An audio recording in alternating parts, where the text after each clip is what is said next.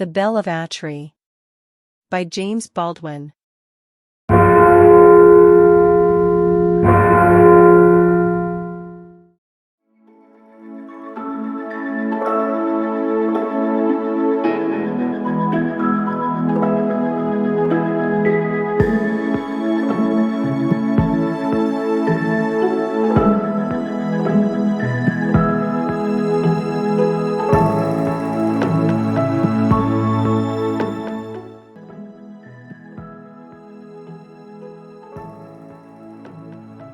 Atri is the name of a little town in Italy. It is a very old town, and is built halfway up the side of a steep hill. A long time ago, the king of Atri bought a fine large bell, and had it hung up in a tower in the marketplace. A long rope that reached almost to the ground was fastened to the bell. The smallest child could ring the bell by pulling upon this rope. "It is the bell of justice," said the king. When at last everything was ready, the people of Atri had a great holiday. All the men and women and children came down to the marketplace to look at the bell of justice. It was a very pretty bell, and was polished until it looked almost as bright and yellow as the sun. "How we should like to hear it ring," they said. Then the king came down the street. "Perhaps he will ring it," said the people, and everybody stood very still, and waited to see what he would do. But he did not ring the bell. He did not even take the rope in his hands. When he came to the foot of the tower, he stopped, and raised his hand. "My people," he said, "do you see this beautiful bell? It is your bell, but it must never be rung except in case of need. If any one of you is wronged at any time, he may come and ring the bell, and then the judges shall come together at once, and hear his case, and give him justice. Rich and poor, old and young, all alike may come, but no one must touch the rope unless he knows that he has been wronged." Many years passed by after this. Many times did the bell in the market place ring out to call the judges together. Many wrongs were righted, many ill-doers were punished. At last the hempen rope was almost worn out. The lower part of it was untwisted, some of the strands were broken, it became so short that only a tall man could reach it. "This will never do," said the judges one day.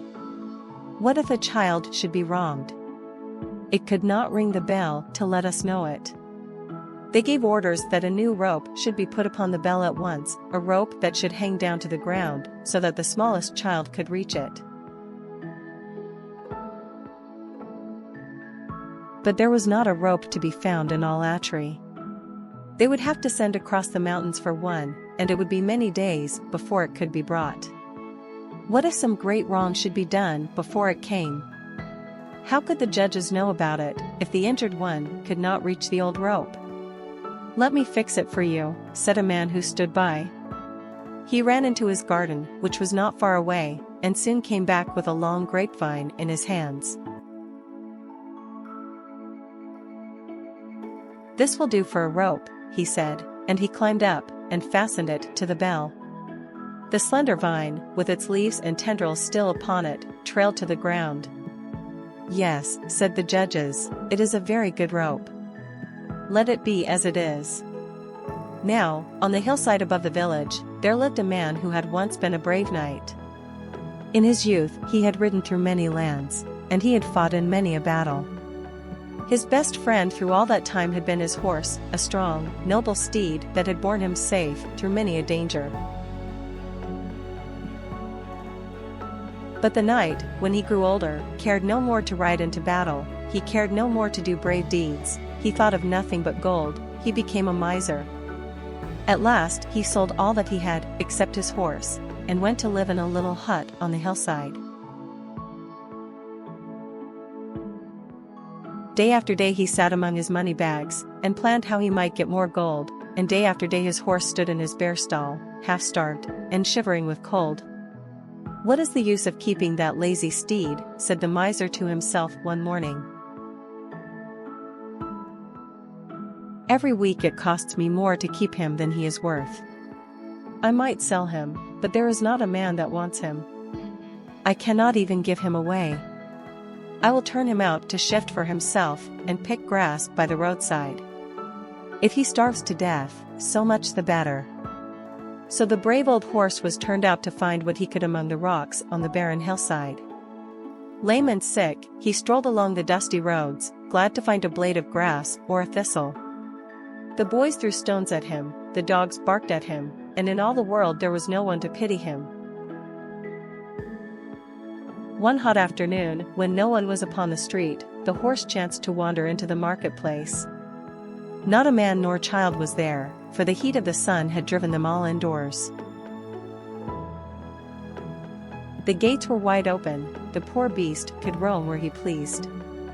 He saw the grapevine rope that hung from the bell of justice. The leaves and tendrils upon it were still fresh and green, for it had not been there long. What a fine dinner they would be for a starving horse! He stretched his thin neck and took one of the tempting morsels in his mouth. It was hard to break it from the vine. He pulled at it, and the great bell above him began to ring. All the people in Atri heard it. It seemed to say, "Someone has done me wrong. Someone has done me wrong. Oh! Come and judge my case. Oh! Come and judge my case. For I've been wronged." The judges heard it. They put on their robes, and went out through the hot streets to the marketplace. They wondered who it could be who would ring the bell at such a time. When they passed through the gate, they saw the old horse nibbling at the vine. "Ha!" cried one, "it is the miser's steed. He has come to call for justice, for his master, as everybody knows, has treated him most shamefully." "He pleads his cause as well as any dumb brute can," said another. "And he shall have justice," said the third. Meanwhile, a crowd of men and women and children had come into the marketplace, eager to learn what cause the judges were about to try. When they saw the horse, all stood still in wonder. Then everyone was ready to tell how they had seen him wandering on the hills, unfed, uncared for, while his master sat at home, counting his bags of gold. "Go bring the miser before us," said the judges. And when he came, they bade him stand and hear their judgment. "This horse has served you well for many a year," they said. "He has saved you from many a peril. He has helped you gain your wealth. Therefore we order that 1/2 of all your gold shall be set aside to buy him shelter and food, a green pasture where he may graze, and a warm stall to comfort him in his old age." The miser hung his head, and grieved to lose his gold, but the people shouted with joy, and the horse was led away to his new stall and a dinner such as he had not had in many a day.